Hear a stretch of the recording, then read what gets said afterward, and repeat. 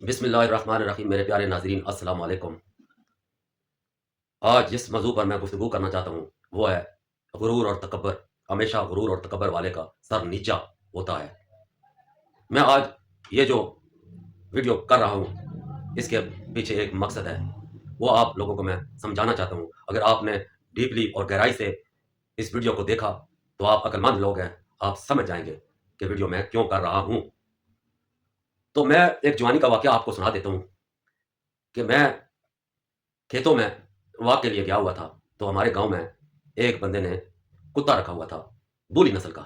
ہمارے پٹوار میں اور پورے پاکستان میں دو بڑی سخت لڑائی والی، جنگ والی، لڑاکا دو نسلیں ہوتی ہیں، بولی اور بلٹریا۔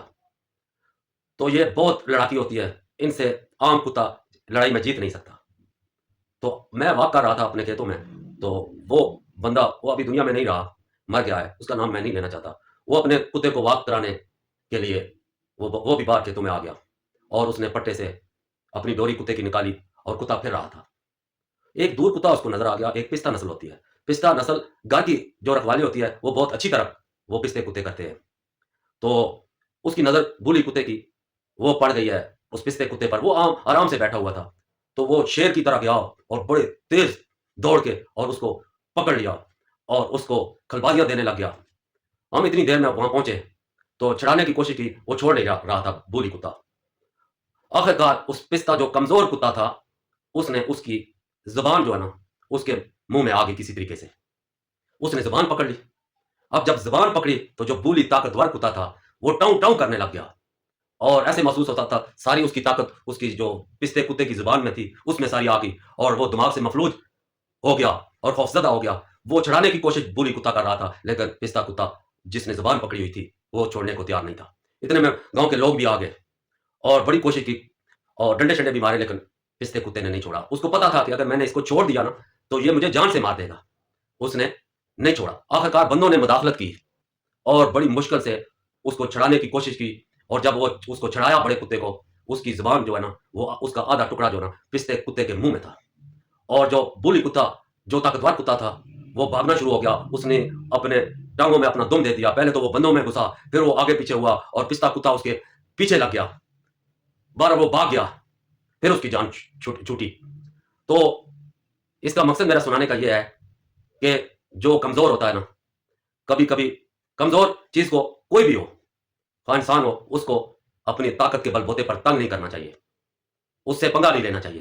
جب کمزور پھر آگے سامنے کھڑا ہو جاتا ہے تو پھر اس کو بڑی بڑی طاقتیں جو ہے پیچھے ہٹا نہیں سکتی۔ تو آپ کو پتا ہے کہ اللہ پاک نے قرآن پاک میں بھی شیطان کے بارے میں بھی، اس نے بھی غرور اور تکبر کی، آدم علیہ السلام کو سجدہ نہیں کیا تو وہ بھی ہمیشہ ہمیشہ کے لیے دھتکارا گیا اور جہنمی ہو گیا۔ اور پھر میاں محمد صاحب کھڑی شریف والے رحمۃ اللہ علیہ، وہ بھی ان کے بھی اشعار میں ملتا ہے کہ وہ بھی کہتے ہیں، اس کا مفہوم ہے کہ جب اللہ چاہے تو چڑی سے بھی باز مروا سکتا ہے۔ تو یہ جو چڑی ہوتی ہے نا، اس سے بھی باز کبھی کبھی اللہ چاہے تو مروا دیتا ہے، حالانکہ باز بڑا طاقتور اور پرندوں میں بڑی طاقت رکھنے والا ہوتا ہے۔ تو اللہ سے ڈرنا چاہیے، ساری طاقتوں کا مالک وہی ہے، اسی پر بھروسہ کرنا چاہیے، تو کسی کمزور پر ہاتھ نہیں ڈالنا چاہیے۔ تو باقی بھی آپ نے ایک اور واقعہ سنا ہے، وہ بھی میاں محمد بخش رحمۃ اللہ علیہ نے اپنی کتاب میں لکھا ہے۔ اس کا مفہوم یہ ہے کہ ایک شکاری تھا، وہ فاختہ کو مارنے کے لیے جنگل میں شکار کر رہا تھا۔ ایک درخت پر فاختہ بیٹھی ہوئی تھی، تو ایک باز بھی اوپر اس کے شکار کا انتظار کر رہا تھا کہ یہ فاختہ درخت سے اٹھے اور اڑے اور میں اس کو پکڑوں۔ تو وہ جو شکاری تھا اس نے نشست لگائی ہوئی تھی کہ میں اس کو ماروں بندوق کے ساتھ، لیکن اللہ تعالیٰ نہ چاہے کوئی کسی کو نقصان نہیں پہنچا سکتا۔ تو اتنے میں اس نے نشست لگائی بندوق کی، اور اوپر باز بھی جو نا وہ بھی گھوم رہا تھا۔ تو فاختہ بیچاری نے اللہ سے فریاد کی کہ یا باری تعالیٰ، اگر میں اڑوں گی تو مجھے باز پکڑ لے گا، اگر میں بیٹھی رہوں گی تو یہ شکاری میرا شکار کر دے گا بندوق کے ساتھ، تو میری مدد فرما۔